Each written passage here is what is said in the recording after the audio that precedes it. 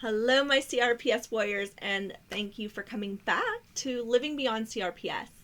I am a research junkie, and if you don't know that, then I'm telling you now. So, if you don't know who I am Samantha Giles, and I have been dealing with CRPS for 17 plus years.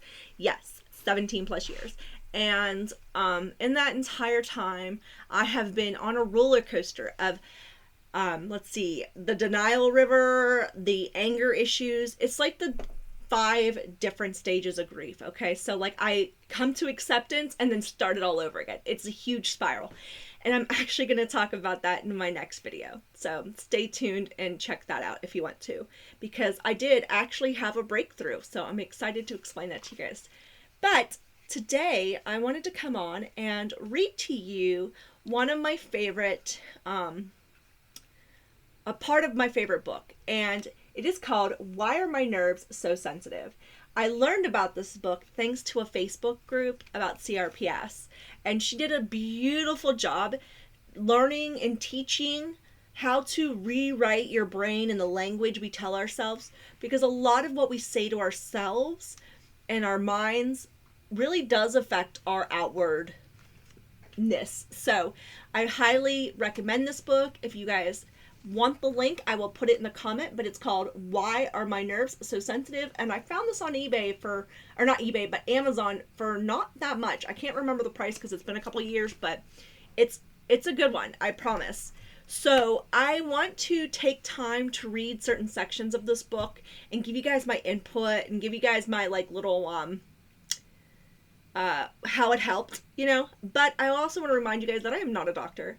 I am here just to be a resource for you guys, because I know that CRPS can be really lonely and not a whole lot of people know about it. And I'm actually grateful because in my experience, I've found 3 doctors that know what CRPS is, and to be heard and to be seen and to know that it's not all in my head is just awesome. So I'm going to stop talking and I'm going to start reading, but I want to warn you that I am not a great reader, so please bear with me.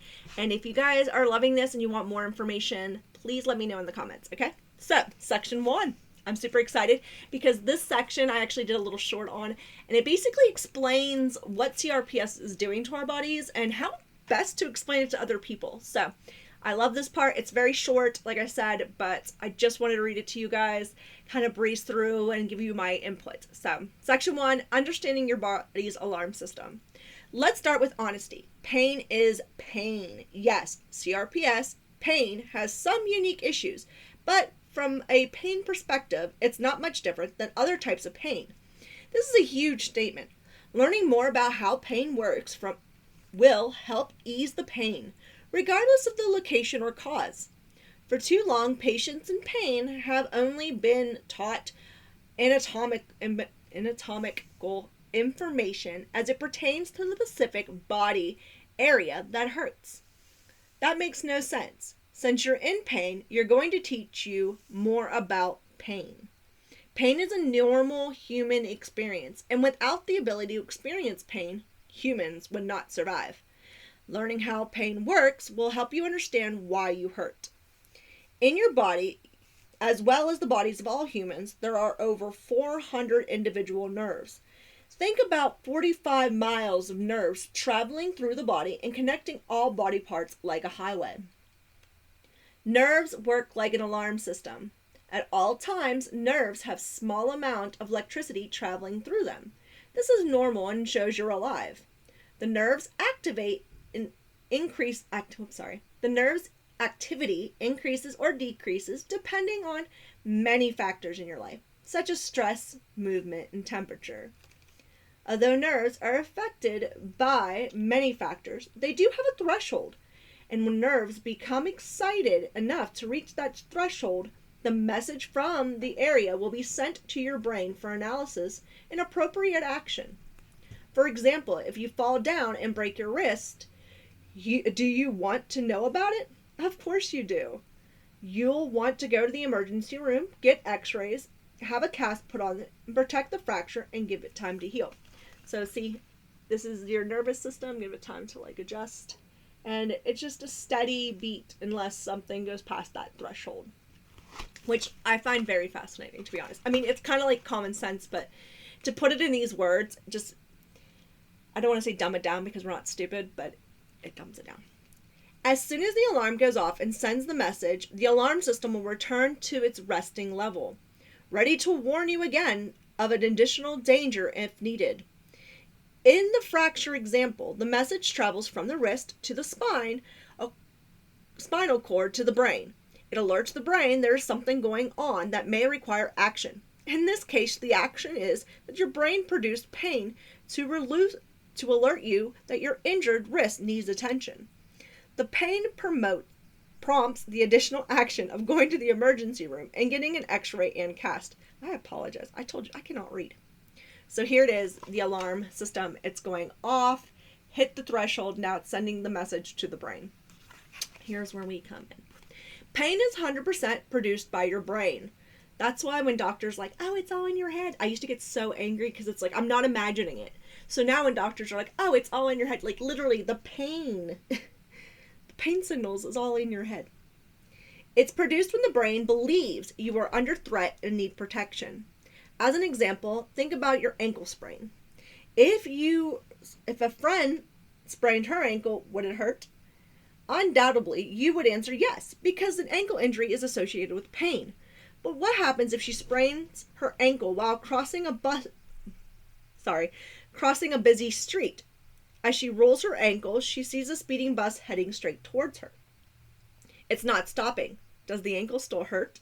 Of course not. In this case, it isn't logical for the brain to produce pain in the ankle because the pain in the ankle would cause her to fall down, grab the ankle, and be hit by a speeding bus. Does that make sense?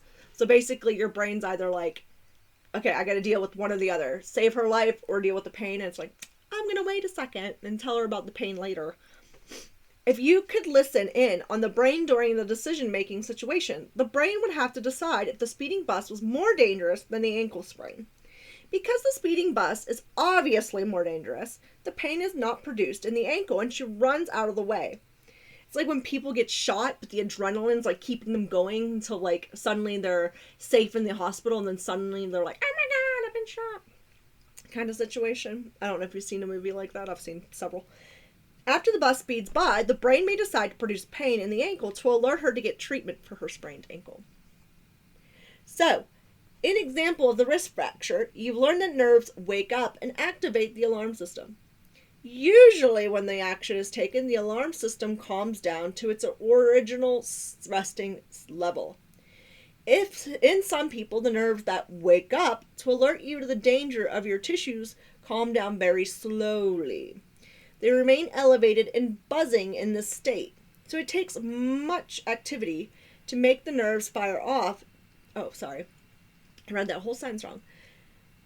It says, in this state, it doesn't take much activity to make the nerves fire off danger messages to the brain. Activities like lifting, typing, or driving, or stressful circumstances such as increased workload, relationship confrontations, or doctor visits. The nerves become extra sensitive. Do you see where we're going here, guys? I know, it's a tale worth listening to.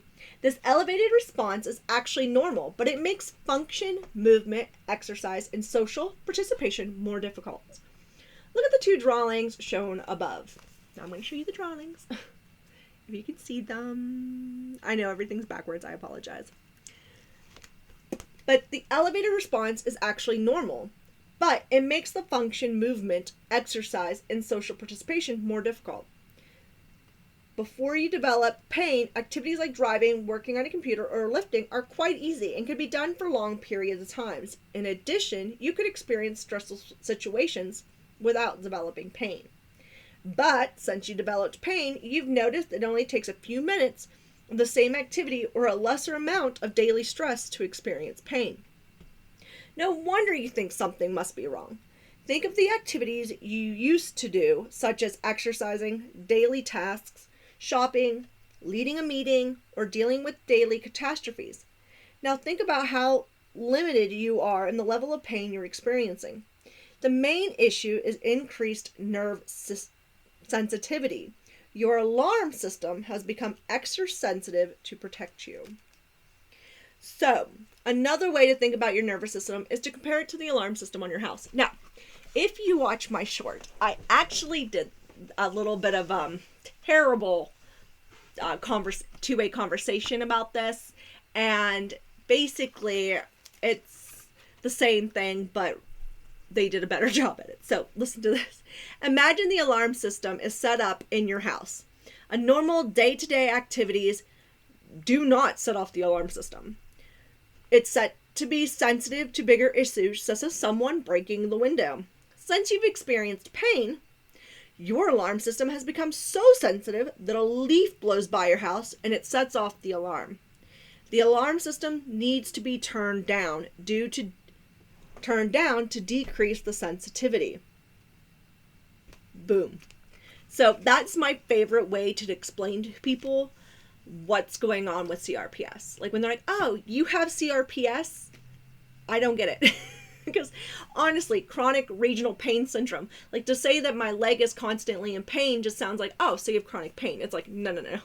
So I love using this example when people are like, oh, okay, so you have CRPS. I'm like, yes, my nerves are super, super sensitive. And then I explain to them, I'm like, picture your house having an awesome alarm system, your nervous system. And it's not supposed to go off unless somebody breaks in, right? And then you injure yourself or, whatever, and it's set to super sensitive, like your alarm system. And all of a sudden, it will go off when a leaf brushes past the window. That is CRPS. And there's more to this, but I just wanted to stop there because just knowing that example is really just amazing. Like, I might read more later, but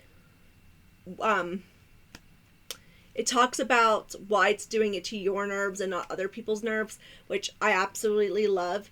But if you want to continue reading on, let me know. I will. And I will continue loading videos of different sections in this book that helped me get to where I am today. I'm telling you all this because it's awesome. However, it's not a cure. Sadly, CRPS is non-curable at this time that I'm uploading this video, and I'm hoping in the future I can come on here and be like, I'm cured! There is a cure now, but until then, we are in it together, guys. You are not alone. If you guys want somebody to talk, feel free to reach out. There are amazing groups on Facebook, so feel free if you have a CRPS Facebook group that you want to share, put it down in the comments. I'm very happy to promote those kind of things. If you guys have a resource you guys want me to check out, I am happy to do so as well. And I'm telling you guys, when it comes to research junkie, I am up there. I'm telling you guys, when I learned about CRPS, it took me years of just different studies and reading all those documents. Like, I love reading psychological medical documents and research they have done on CRPS. And to tell you, they have gotten so much better since when I first got diagnosed, is not like leaps and bounds, I'm telling you guys. So I'm so excited to see what the future holds for us. But until then, please use my channel as a resource only.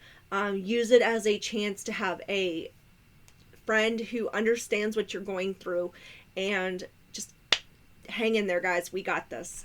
Bye, CRPS Warriors.